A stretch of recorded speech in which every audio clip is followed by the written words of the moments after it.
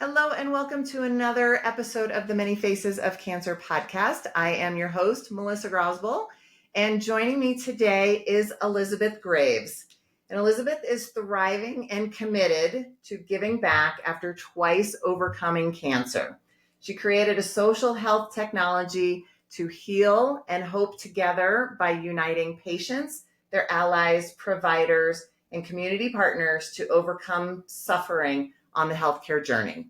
She is also committed to supporting an independently owned ice cream shop in every city that she visits. So welcome to the show, Elizabeth. Thank you so much for having me. Of course, I'm so glad to have you here. We were chatting a little bit before we got on, and we've got some great stuff to get into and chat about. So tell me first a little bit about your love of entrepreneurs and ice cream shops. I love talking to people who are passionate about what they're doing. And I don't know, it's so funny. I think probably I love ice cream, so it's an easy sell for me. But I love talking to, restaurateurs or, people in stationery shops or anything where, people have dedicated their lives to just something that they love. And when it's ice cream, then I get to enjoy it too. And do you travel a lot? Not as much as I'd like to recently, but yeah, it definitely is a passion of mine. Okay. I haven't met that many people that it's not a passion Right? to actually travel. It's a lovely part of life. Yeah, it really is. Exactly. It is a lovely part of life. All right, well, let's get into this. So talk to me about, it says in your bio that you've overcome cancer twice. So I guess kind of share with me, like, what was going on when you were first diagnosed? How were you diagnosed? Sure. I was diagnosed the first time in January of 2021. January of 2018. Okay. We actually were doing fertility treatment. I have a daughter. She was about a year and a half when we started to suspect that something was wrong.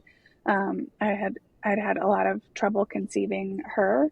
And once she was born, my doctor said, just skip through the whole trying part again, go straight into fertility treatment. And so when she was about a year and a half, I did that. And, we tried everything and it just wasn't working.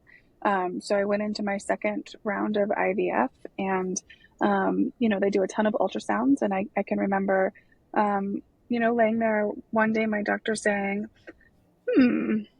we haven't seen this black dot before. And I was like, yeah, I don't know what that is. And I was getting ready to go to India for a trip for work. And I kind of was like, hurry up, let's get through this. I've got some work to do here. And he just said, we need to take a break here and we'll revisit this when you get back from India. And I was like, okay.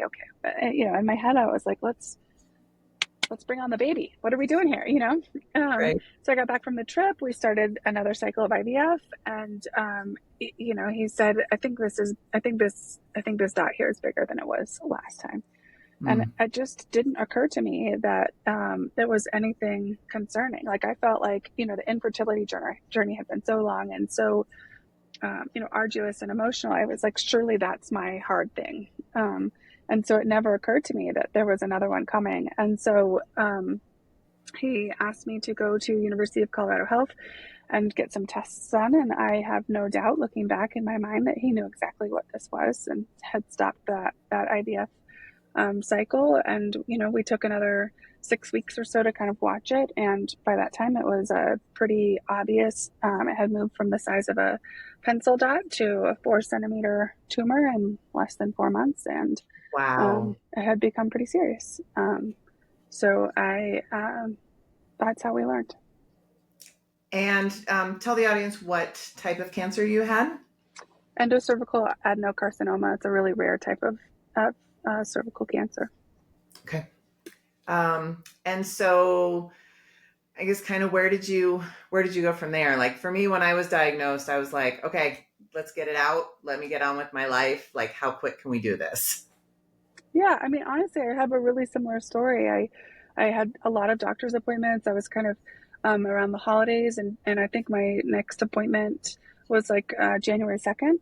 And I went in for a doctor's appointment, and it was kind of like the final, either this is cancer, or it's not kind of an appointment. And at that point, my daughter had just turned 2, and I remember turning to the doctor and I said, if this is serious, I want to move as fast as we can, and I will do whatever it takes to make sure this isn't a problem. And I said to her, I am not effing around. I want to live. And she called me the next day at work and she said, I wouldn't normally deliver the news this way, but I really heard you yesterday. And the doctor that I would want if I were in your shoes has an appointment tomorrow at noon. It's cancer and you need to be there. And so I went in the next day and, it moved really quickly. We didn't,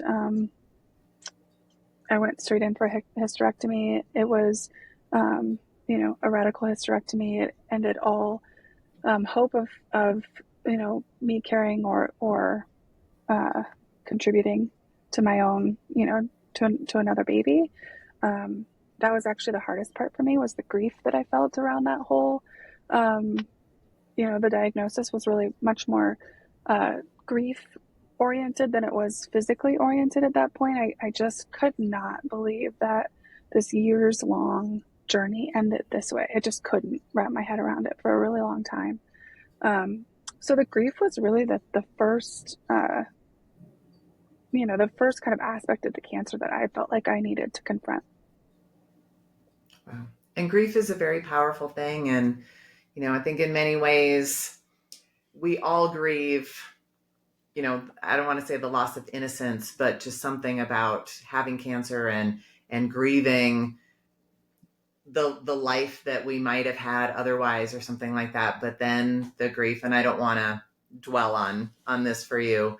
But I can just imagine how hard it was. Like, I only have one daughter. We tried for years to have more, and it never happened. And that was a challenge for me as well. Yeah. So did you seek therapy? Did you go to see a grief specialist, like group therapy? How did you kind of deal with a lot of that? It's such a great question.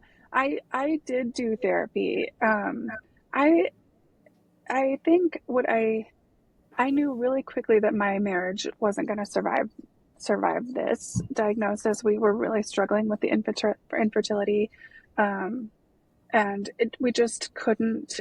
We knew kind of that we didn't know how to grieve in the same way, and we had been in each other's lives for a long time, and I just really wanted to preserve the sort of kindness that was there, but I knew that I couldn't sort of heal from this whole thing in that marriage. So our marriage ended really quickly after that, which was really kind of devastating on top of that. So that was really challenging. And then the day I got back from medical leave, my whole department, 75 people, were all laid off. So it was just one thing after another that was really, really, my whole world, it felt like a bomb had gone off. I didn't really know how to put the pieces back together. And so I just sort of made a decision. I'm going to pick every piece up. I'm going to look at it. I sort of Marie Kondoed the pieces of my life, right? Does it bring me joy? Do I want to bring this forward? And if not, I didn't. And I felt really shell-shocked because of that, probably for the next almost 2.5 years. The other thing that was really, really challenging for me is that endocervical adenocarcinoma just isn't a kind of regular cervical cancer. And so, it is fast growing. It is aggressive. It is challenging to treat. I never had a suspicious pap smear before. It doesn't follow the rules that we expect. And I was sort of made aware of that really early, that this was going to be challenging. And so some of that anxiety just didn't go away. I didn't ever have the sense that it was over.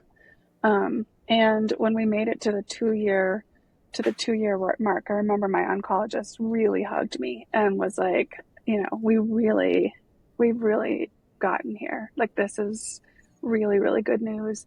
And then at 3 years and 1 quarter, it came back. And that was a pretty significant diagnosis. It was something that I had been really afraid of. and that was a much more physical diagnosis. The grief was really the biggest part of the first one, but this one was a much more physical diagnosis. Now, did you do chemo and radiation with the first diagnosis, or was the hysterectomy kind of, hey, we've got it, and that's it? We did a hysterectomy, and I think they removed 8 lymph nodes that time. They all had clear margins, so that was really positive. I went in for a checkup every 3 months after that. And we had just moved to, it was the first 6-month span between checkups that we had moved to. And it came back at like I said, 3 months and 1/4. So we just missed. But, I do have comfort. Like it hadn't, it's not like, it had been a year between checkups. Like I had just Right. been there. And did you know immediately? Did you start having symptoms, or was it through another scan that you found it the second time? No, I knew. I knew. And I also had enough conversations with my doctor. I had pain, and I was like, we had some conversations, and I was really scared of the next treatment because it would have been, it would have been surgically life-changing, a hugely impactful surgery. And I just had not been sure, 37 years old, if I really wanted a surgery like that, how I would live that way. And because this type of cervical cancer is, the rates of diagnosis are rising, and, some of the things that happened with the hysterectomy, and I can't remember what it's called now. It's like minimally invasive hysterectomy. There were higher rates of recurrence, and so they were actually starting to reevaluate the ways that they treated this. And so I went down to MD Anderson to see what they would recommend, because I just, I wasn't sure. And they were so, it was such a life affirming, care affirming experience for me. I'm incredibly grateful. Was this They, MD Anderson in Texas? down in Okay. Houston. Okay. And they really validated the care that I had had at the University of Colorado. And, we're able to kind of set a plan in place that my doctor here in Colorado agreed with. And, I really came away with what a gift it is to have confidence in the care that you're receiving is, such a gift, right? And so I really, when I talk with people about their diagnosis and how they're feeling, I really think it's so important to look for somebody who feels aligned with what your goals are, right? That you feel listened to, that you feel like cared for, not so much as in is your doctor hugging you, but more, are your questions being answered, right? Do you feel like you understand what's happening? Because of the threat of some of those surgeries, I was able to really highlight what was most important to me and advocate for that. And I felt listened to. I had a doctor who called me at 7:30, in the evening and said, I understand you have some questions and they weren't answered in a way that felt comforting to you earlier. And she said, can I sit with you now? And I just thought, like, what a Wow. gift. What a Right. gift. And I just, there are so many amazing doctors out there that we don't always get them on the first try, but I really would advocate to be with somebody who hears you through this. Oh my gosh, absolutely. I am a huge, huge advocate for getting second opinions, that just because this is the first person that you've been assigned to doesn't mean they have to be your person. Like my first oncologist that I interviewed, I just did not align with her at all. She was very like, this is what you have, this is what we need to do. Any questions? Like there was no trying to build rapport or anything. And I walked out of there thinking there is no way, no way, no way. And then got a recommendation for another one. And she actually is a hugger, because especially Mm-hmm. with an oncologist, I want somebody who's warm and fuzzy and who's going to really care about me. And she just made all the difference in the world for everything.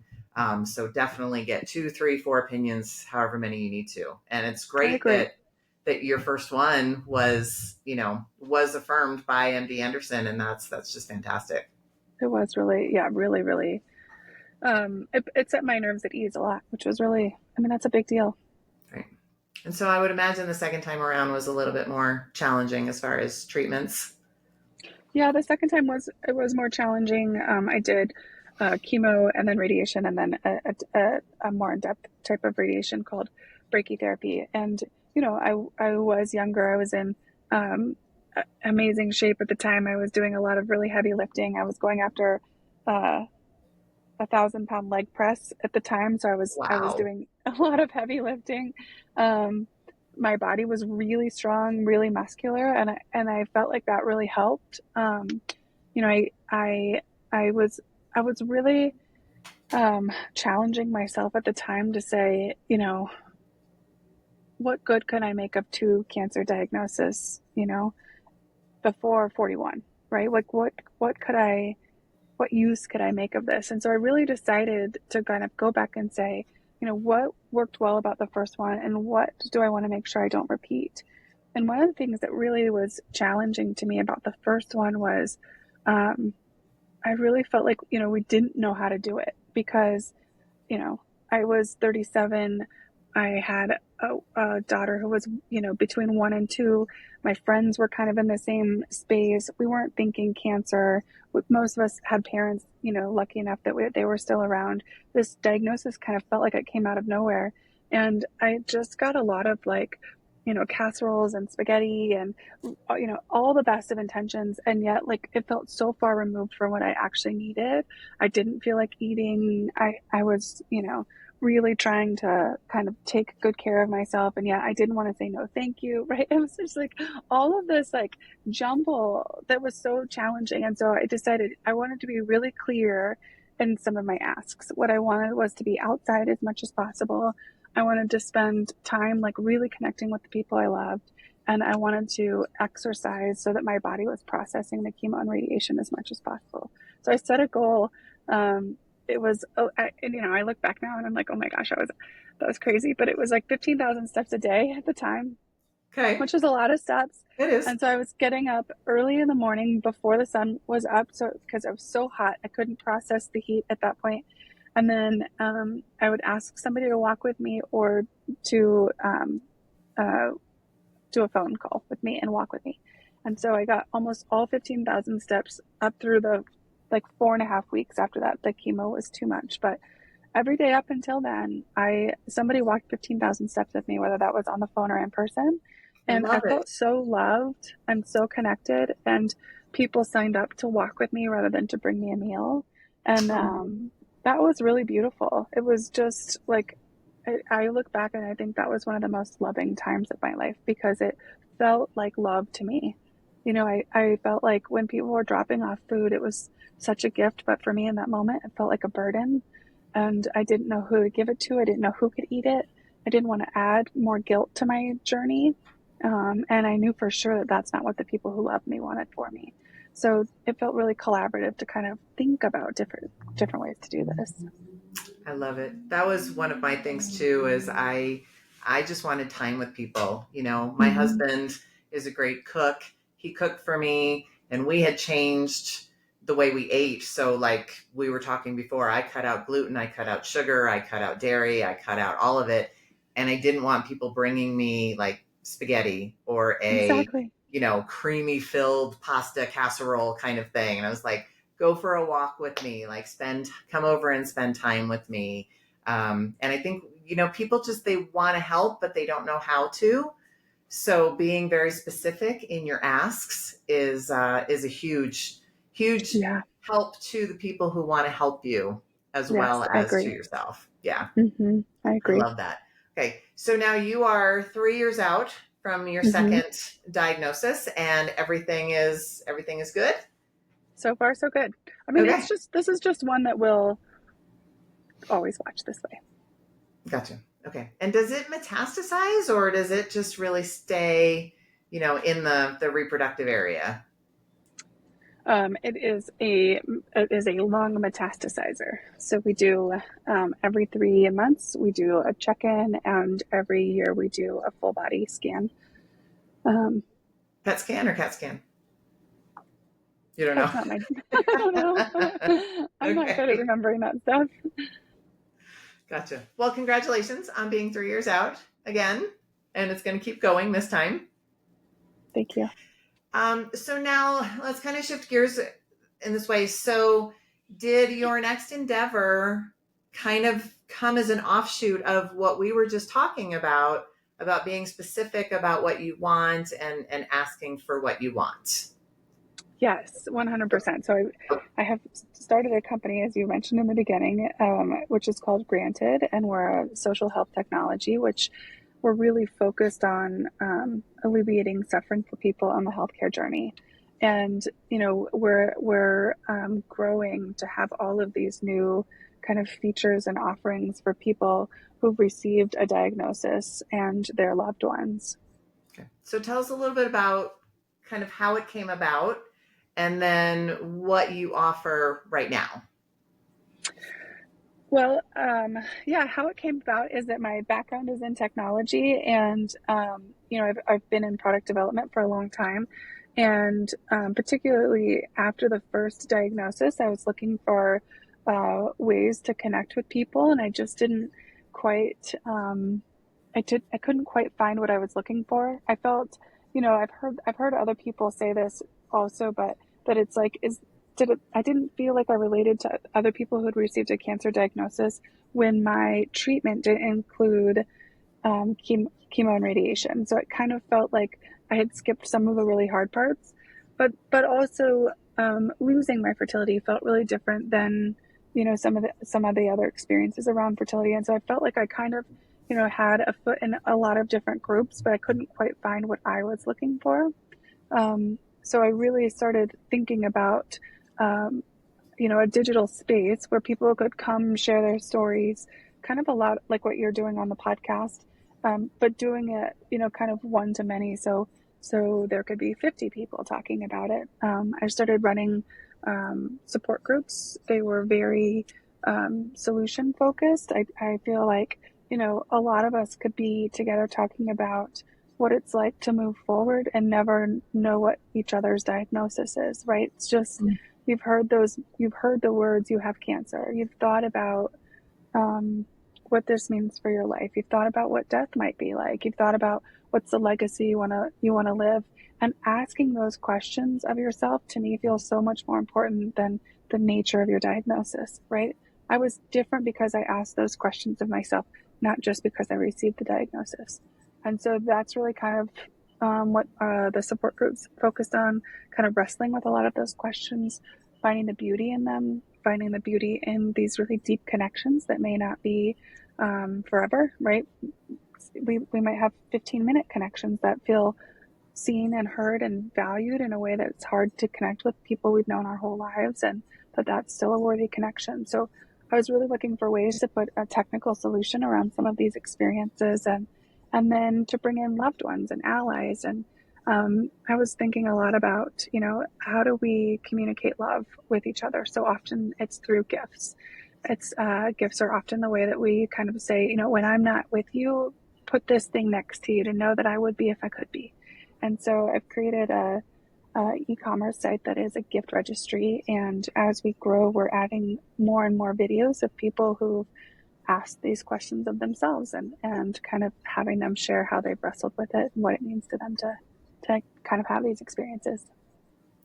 Wow, I love that. And I love the piece about your support groups for just cancer, because it is true. Like, we all have the same or a similar response when we hear those 3 words. And it doesn't matter if it's breast cancer or cervical cancer or colon cancer. I mean, it does in your treatments and stuff, but as far as who you are and what you're going through, you're right. We all have similar questions. We all have similar worries. We all have similar, fears, just because we all share this 6-letter word, Right.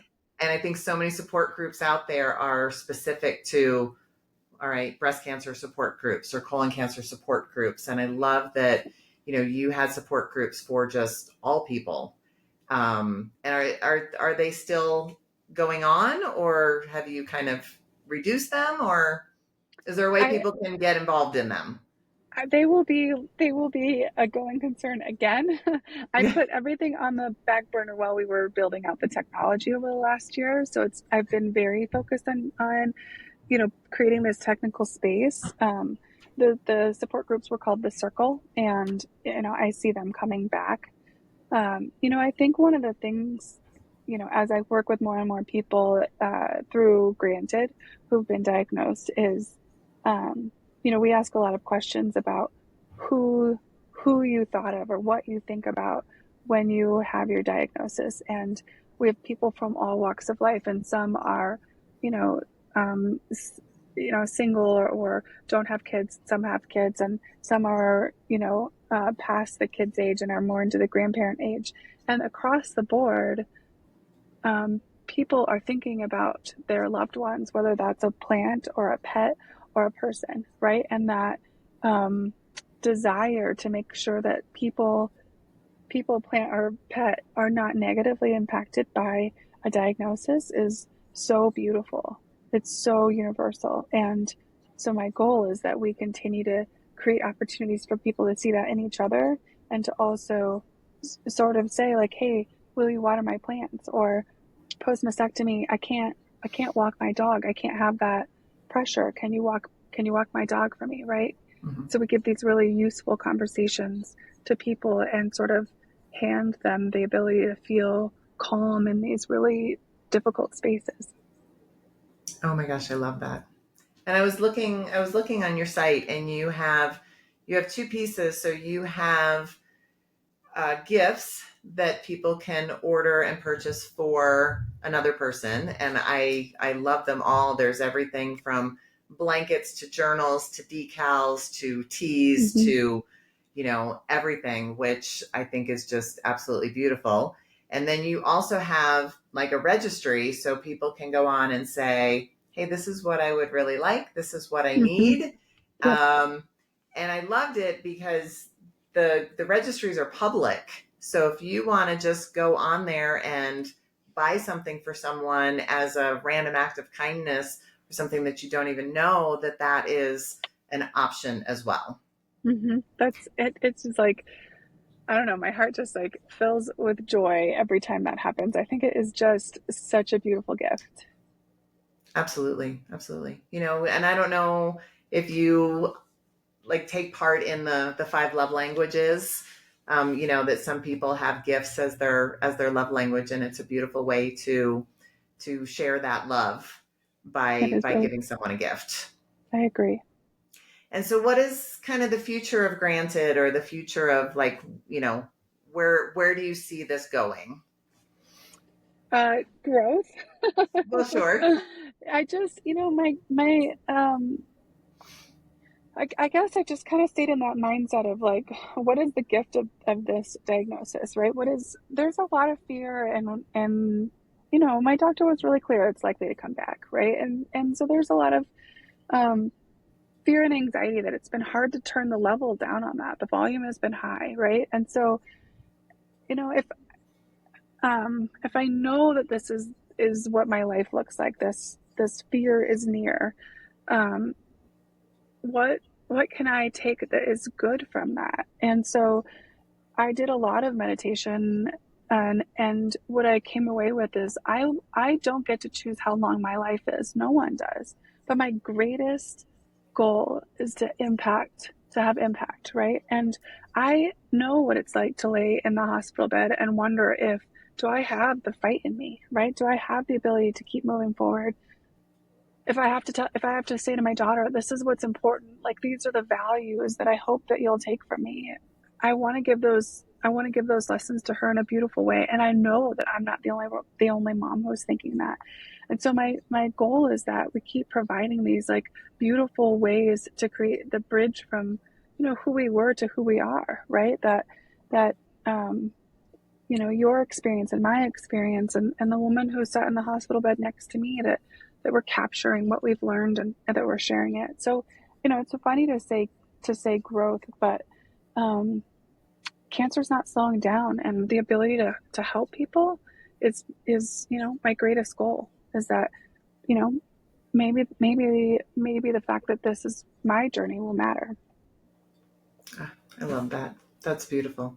And you are doing great work, and something that is absolutely, absolutely needed.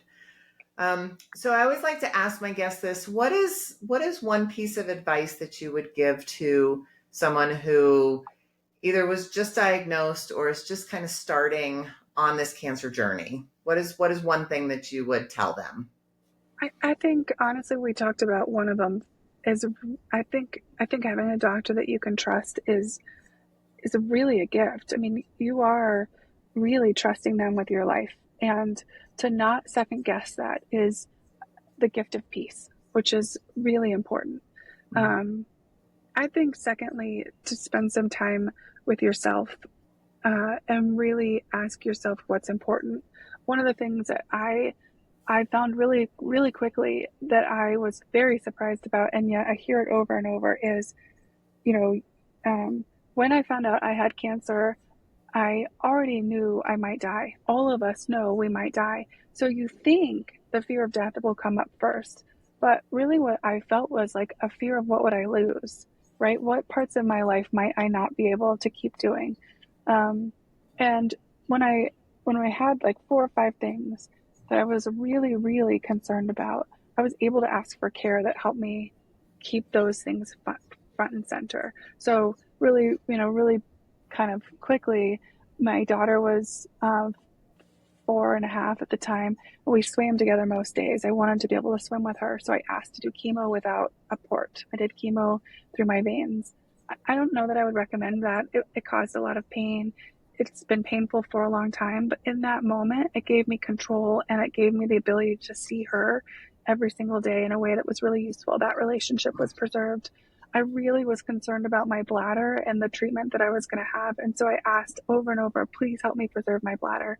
And I had doctors who continually said, like, you're gonna need to drink a lot of water to move your bladder away from the radiation. We're gonna keep your bladder over on the side. It made radiation, which is not that pleasant, really uncomfortable, but I felt like I had people who listened to me and were on my side. I don't know if they're having that conversation with every patient, but it made me feel really listened to. And that was a way of showing me love, you know? So kind of that walking, right? That I really wanted people to honor, that I wanted to keep my body as healthy as possible.